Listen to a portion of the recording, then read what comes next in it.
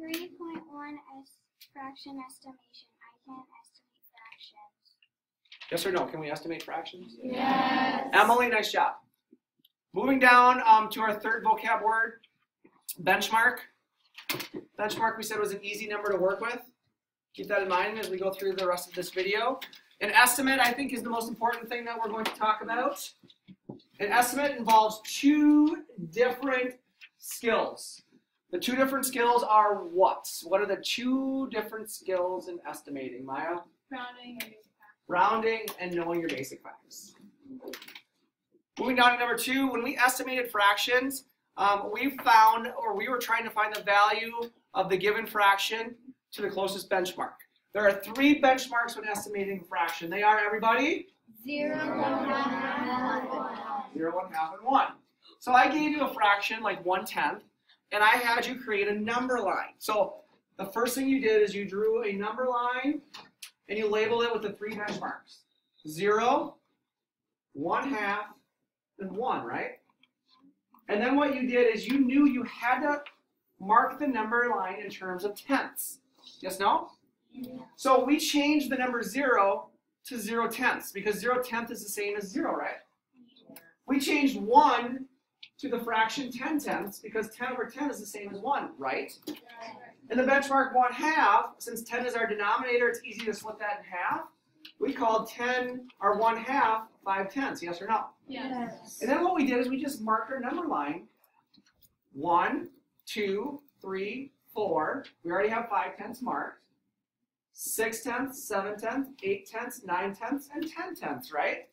Riley, I think your pencil's supposed to be down. And then we took the fraction 1/10 and we found where it was on the number line. And we said, well, 1/10 is really close to the number 0. It is only 1 step away from 0, where it's 1, 2, 3, 4 steps away from 5/10, which is equivalent to 1/2. Yes, no? Yes. Okay. So that was the process we went through. Letter B is the same idea. It was closer to 1/2.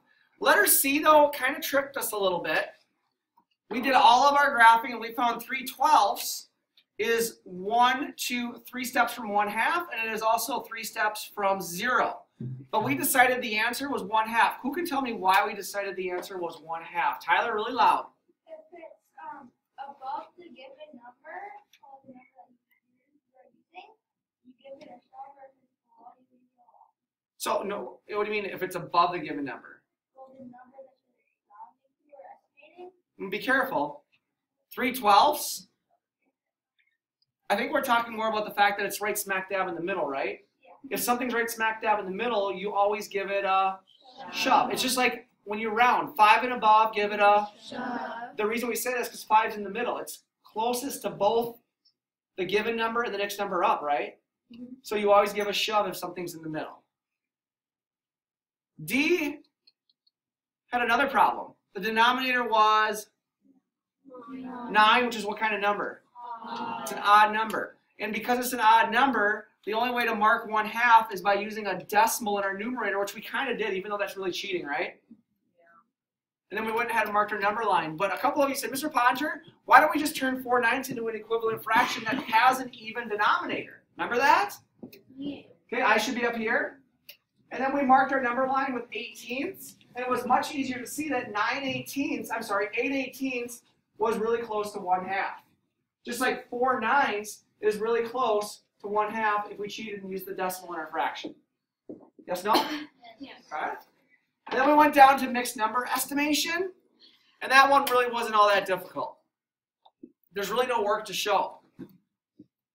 Stop. We said that if the numerator is at least half the denominator, you give it a. Shove.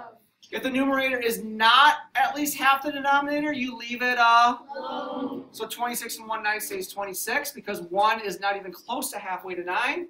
3 and 2/3 goes to 4 because 2 is more than half of the distance between 0 and 3.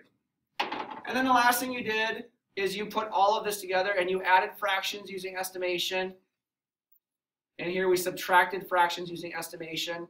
The part that tricked some of you for some reason is you thought you needed to show your work for 1 and 5 nines. Do we have to show work for mixed numbers? No. No, you just have to look at the numerator and the denominator and come up with the answer. Okay? And for 16/19, we still used our fraction number lines. Questions?